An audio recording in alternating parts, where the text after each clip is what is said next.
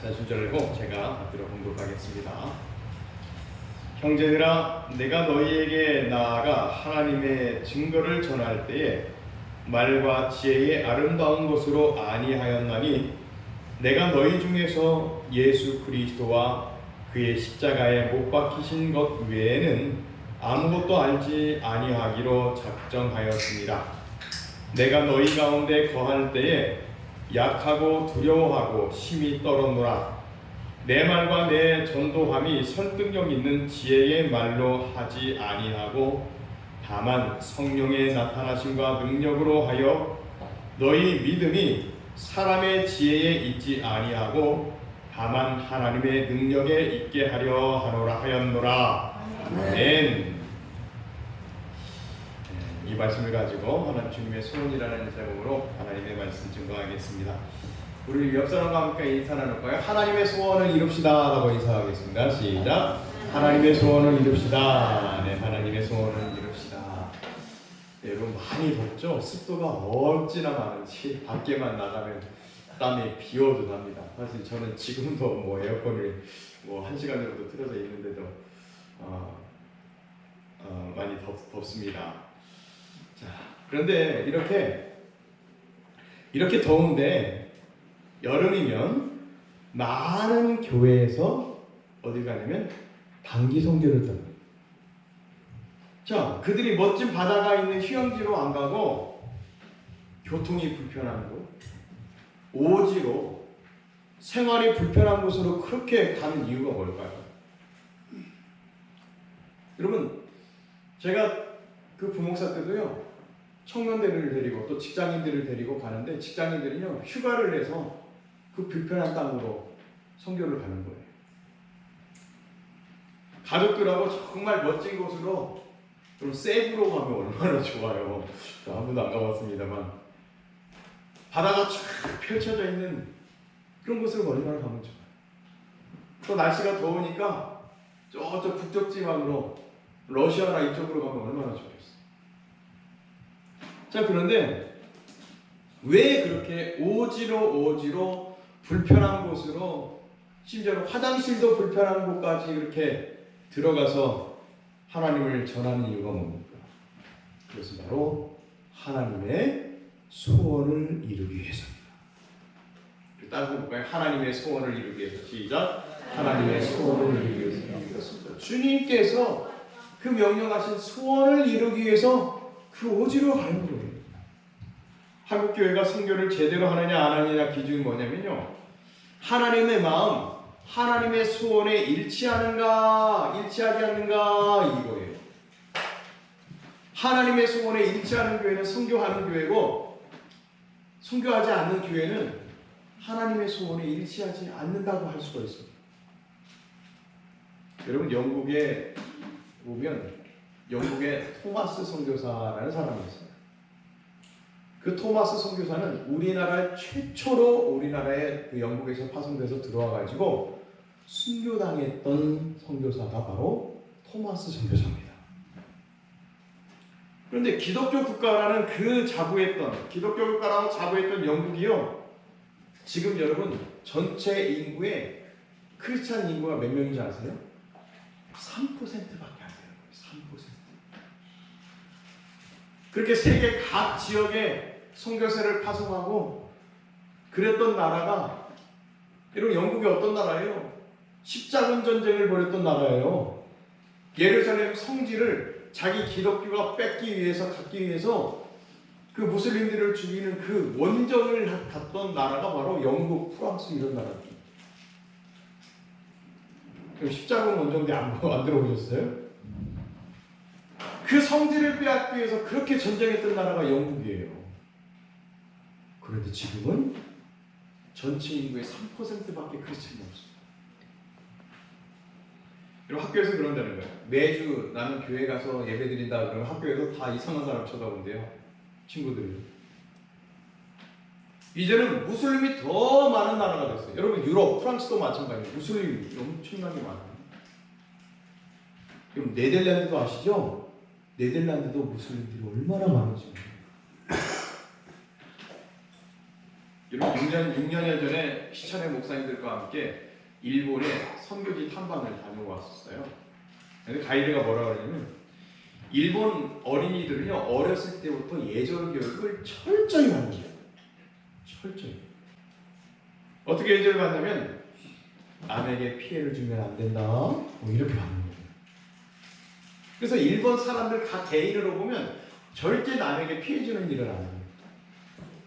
어디 길거리 나가도 떠들지도 않고요. 사람들에게 큰 소리 얘기하지도 않고요. 지하철이나 버스나 어디에서도 큰 소리 얘기하는 법이 없습니다.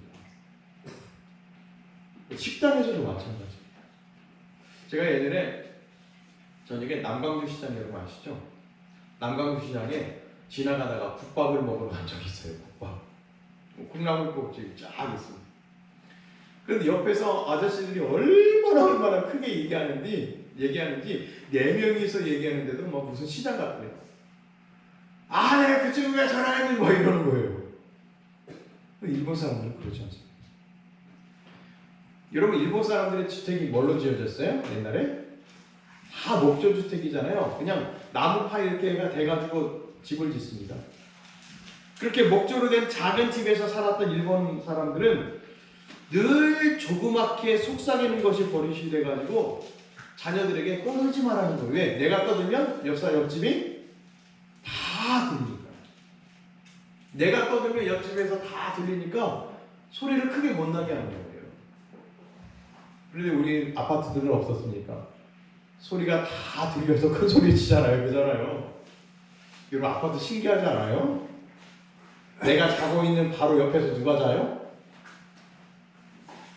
여러분 내가 침대에서 누워서 이렇게 자고 있으면 내 바로 옆에서 누가 자요? 우리 집 옆집 사람이 자고 있잖아요. 뭐 하나 사이에 두고 벽 하나 딱 사이에 두고 서로 자고 있어요. 그런 게 아파트예요.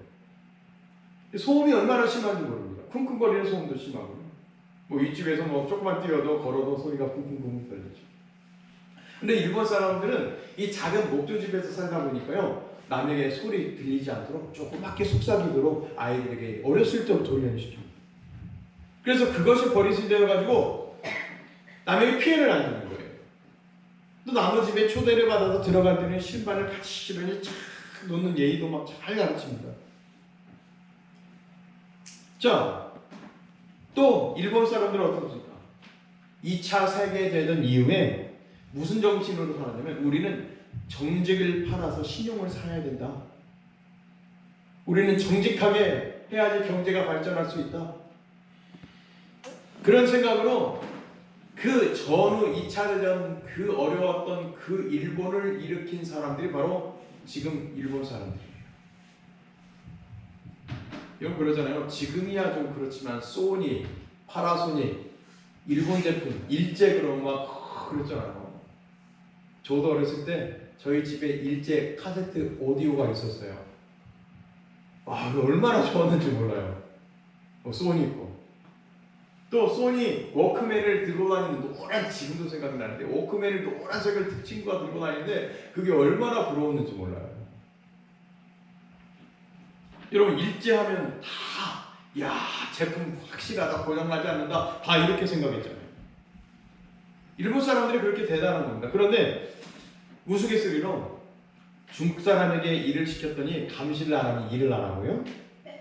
한국 사람에게 일을 시켰더니 한국 사람은 후딱 빨리 끝내긴 하는데 나중에 하자가 발생하고요. 그런데 일본 사람들에게 일을 시키면 일본 사람들은 틀림없이 일을 잘 해낸다는 거예요.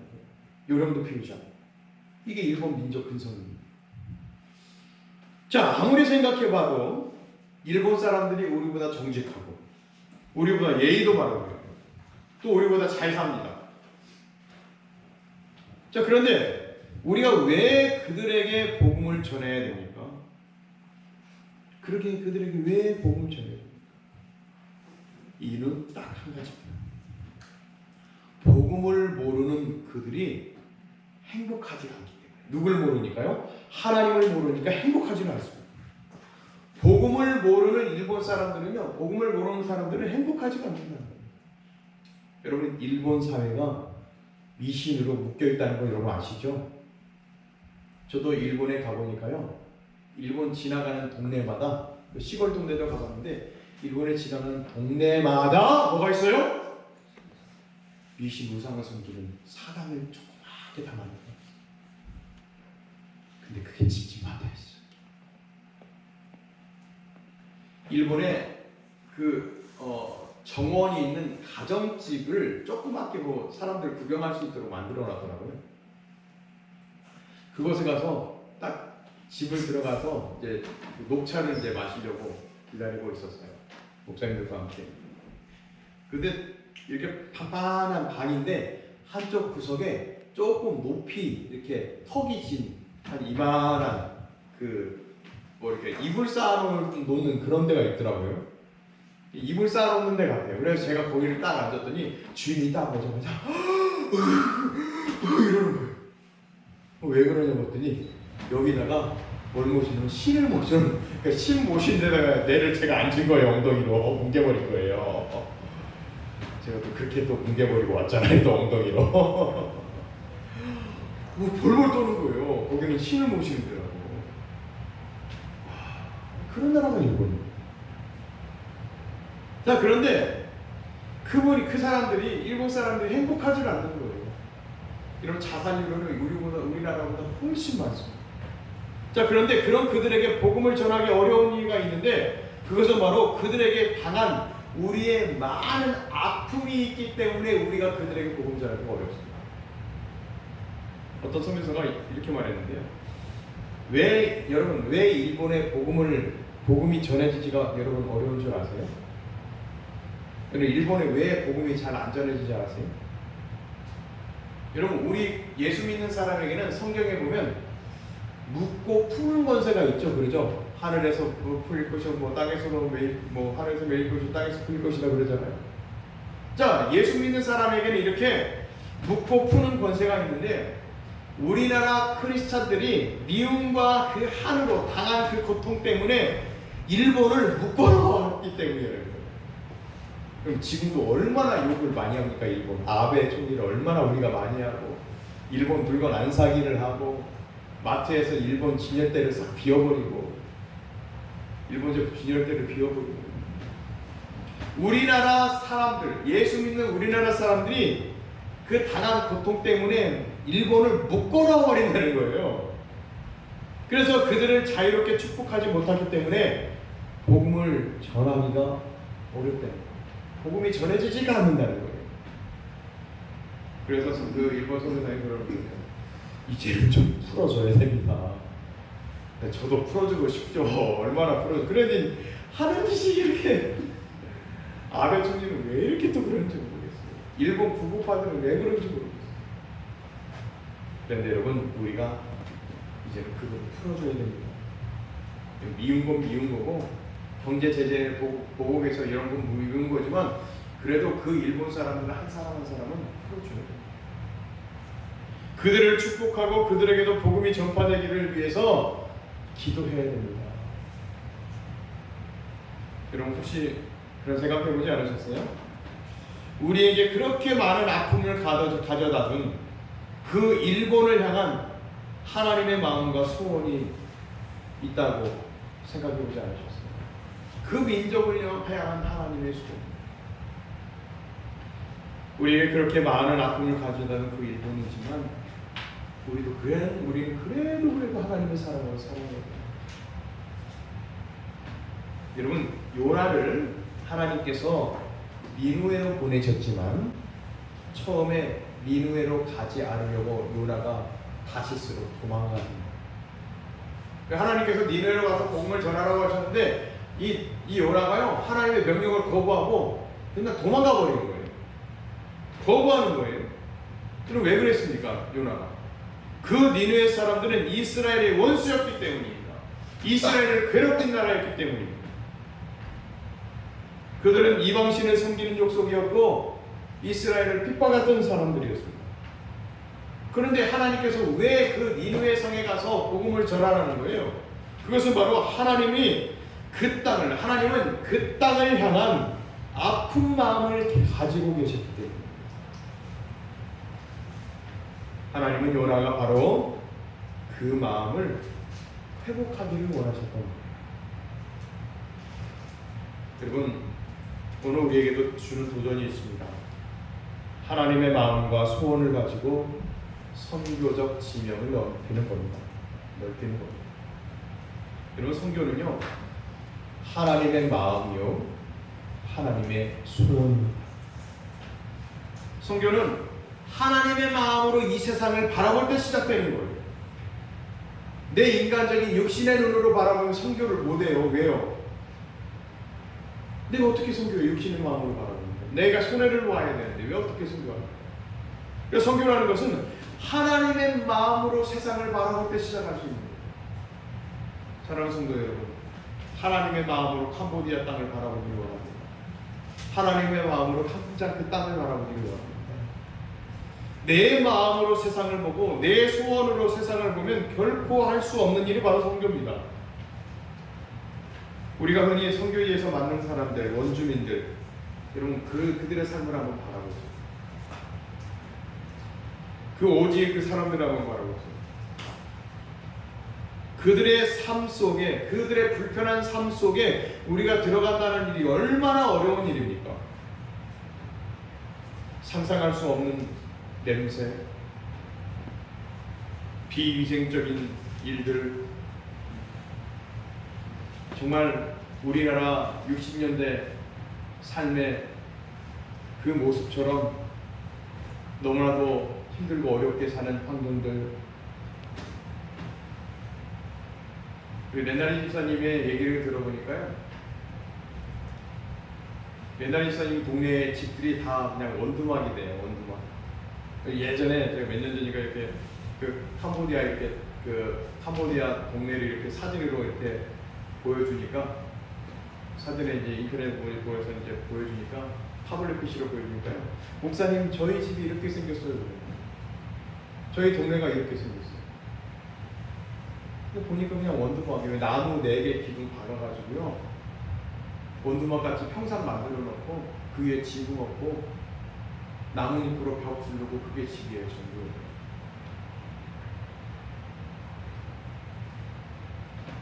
여러분, 호중이 얘기 들어보니까요, 호중이가 몇 년 전에 외갓집을 갔는데 천장에 도마뱀이 막 돌아다녀가지고 기겁을 했대요. 그래서 너무 무서워하는데요, 호중이가. 그래서 벌레만 보면 무서워한대요, 호중이가. 도마뱀이 막 돌아다니니까 막 비명을 지르고 난리가 났대요. 그런데 우리 오늘 알았습니다만, 준혁이 보니까, 준혁이는 여기 저희 아파트에 도마뱀이 돌아다니거든요. 도마뱀이 살아요. 참 자연 환경적으로 좋은 동네에서. 근데 그 도마뱀을 잡아가지고 이렇게 목사님 이러더라고요. 사냥을 하러 이제 가는데, 다행이에요. 자, 그런데 이렇게 어려운 환경을 살고 있는 그 사람들에게로 우리가 들어가는 겁니다.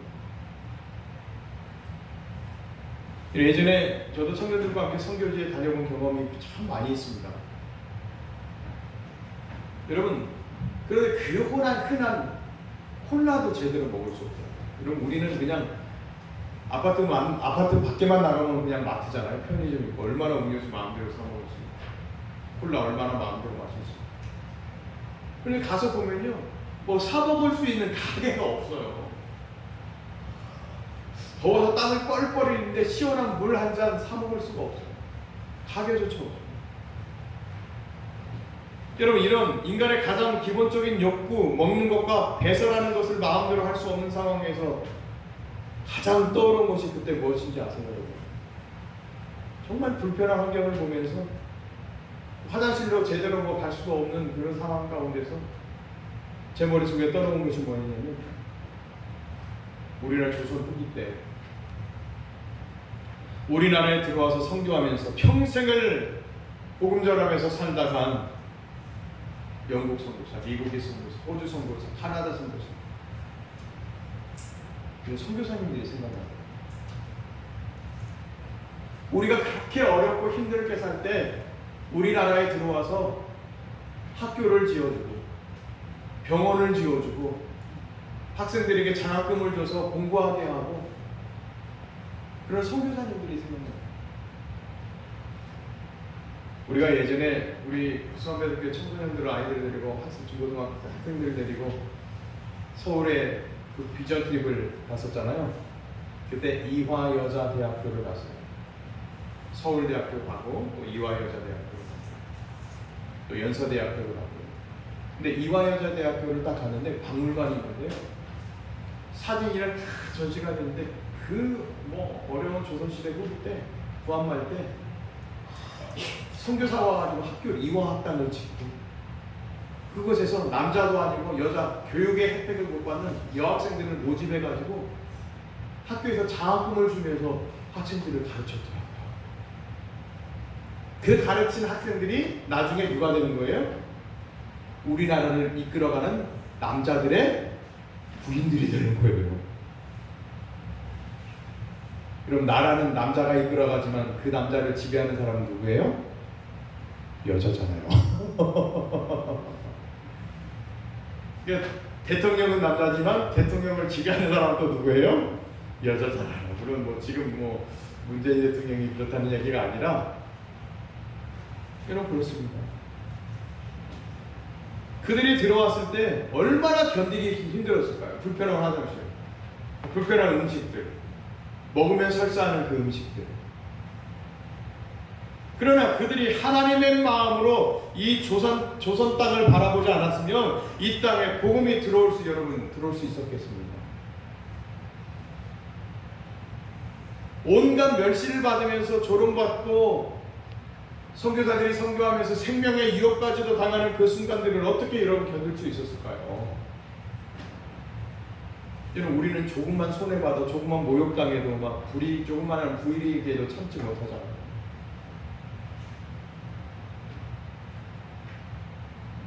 오늘 본문의 사도 바울이 그렇게 냉하고 배척을 당하면서 그가 가지고 있었던 기득권, 학벌 이것들을 배설물로 여기면서 목숨을 내놨던 이유가 뭘까요? 오늘 본문 말씀에 이 고린도 교회 편지 쓰는 이 사도 바울이 그런 수모를 당하면서 복음을 전했던 이유가 뭡니까? 그것은 바로 이겁니다. 잘 들어보세요. 사도 바울 그가 하나님을 만나는 순간에 하나님의 마음을 알게 된 것입니다. 하나님을 만나는 순간 하나님의 마음을 알았던 거예요. 이 사도 바울. 자신을 위해 십자가를 지셨던 것처럼 그 누군가를 위해서 같은 마음을 하나님께서 가지고 계신다는 것을 깨달아 알게 된 겁니다. 하나님이 예수님을 핍박했던 자신을 그렇게 오랫동안 기다리셨던 것처럼 이 땅에 하나님을 알지 못하는 사람들, 그 사람들을 애타게 기다리시고 계신다는 그 하나님의 마음을 깨달았기 때문입니다. 그 하나님의 소원 앞에서 사도 바울은 결심했던 거예요. 내가 그리스도 외에는 아무것도 그 어떤 것 외에도 알지 않기로 작정했다라고 말합니다. 오늘 본문 말씀 2절 말씀 읽어보죠. 같이 읽습니다. 고린도서 2장 2절입니다. 시작. 내가 너희 중에서 예수 그리스도와 그가 십자가에서 못 박힌 것 외에는 아무것도 알지 아니하기로 작정하였습니다. 라고 바로 우리를 향한 하나님의 계획 때문입니다. 사도 바울이 이렇게 작정하는 것입니다. 하나님께서 우리를 창조하시고 보시기에 좋았더라라고 미소 지으셨던 그 하나님의 기쁨을 찾아드리는 것이 바로 성교입니다. 이 하나님의 마음은요 인종도 초월해요. 모든 인간을 하나님 사랑하십니다. 또 우리의 생각과 이기심을 초월합니다. 내가 생각하는 그 사람이 아니라 하나님이 생각하는 그 사람을 우리가 바라보아야 됩니다. 우리가 선교하면서도요, 내가 생각하는 사람을 바라보지 않고 하나님의 시각으로 하나님이 생각하시는 하나님이 바라보시는 사람을 우리가 바라봤으면 좋겠습니다. 이런 말 발음도 어렵죠? 깜풍짬 지역을 우리가 어떻게 하겠어요? 저도 죽기 전에 이 지역 이름 한 번도 안 들어보고 죽을 수 있잖아요. 캄보디아 땅 한 번도 못 받고 죽을 수 있잖아요. 그 깐풍장 지역, 우리가 8월 19일부터 21일까지 선교하는 그 깐풍장 지역 한 번도 안 받고 죽을 수도 있잖아요. 이름조차 못 들을 수 있죠. 그러나 하나님의 계획은 바로 이것입니다. 인종을 초월해서, 지역을 초월해서 하나님의 말씀, 땅까지 복음을 전하는 일입니다. 이번에 우리 9명, 총 9명이 가게 된 것 같아요. 지금도 신청 받을 수 있습니다. 신청해 주세요.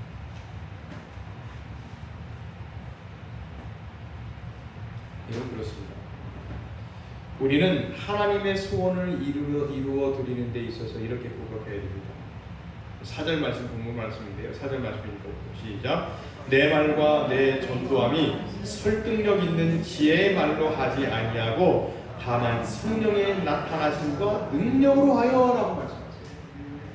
그러니까 우리가 그곳에 가서 말도 안 통하는데 어떻게 유창하게 전도하고 올 수 있겠습니까?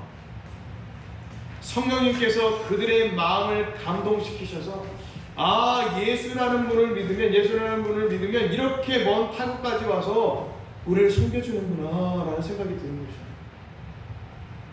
말은 잘 안 통하지만 이 사람이 믿고 있는 하나님을 나에게 전하는구나, 이걸 알게 하는 겁니다. 여러분의 삶에서 여러분 가장 능력 있는 순간이 언제라고 생각하세요? 뭐 할 때라고 생각하세요? 내가 능력 있는 일을 한다. 내가 정말 능력 있는 일을 한다. 그럴 때가 언제인 것 같아요? 뭐 할 때라고 생각하세요? 그것은 바로 가장 힘이 있고 능력 있는 사람의 명령을 대신할 때입니다. 제가 초등학교 6학년 때 반장을 했어요. 반장 한 번도 안 해보신 분 없으시죠? 제가 초등학교 6학년 때 반장을 했는데요. 선생님이 저에게 그러는 거예요. 동관아, 내가 없을 때는 네가 반에 떠드는 아이의 이름을 칠판에다 딱 적어라. 그래가지고 칠판 한 구석, 오른쪽 구석에다가 떠든 사람 이렇게 써놓고 이름을 써요. 누구 떠들었다.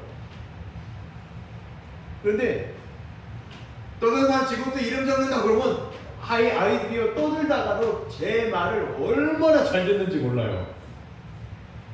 이름을 적혀서도 막 지워달라고 얼마나 사정사정하고 이걸 복권하는지 몰라요. 선생님의 명령을 따라서 떠든 아이의 이름을 칠판에 적는 그 일이 얼마나 자랑스러운지 몰라요. 선교라고 하는 것은 바로 그런 것입니다. 하나님의 명령을 행하는 것입니다. 결론 말씀드립니다. 이 하나님의 명령을 잘 행하는 우리 수원배들 교회 되시기를 주님의 이름으로 축원합니다.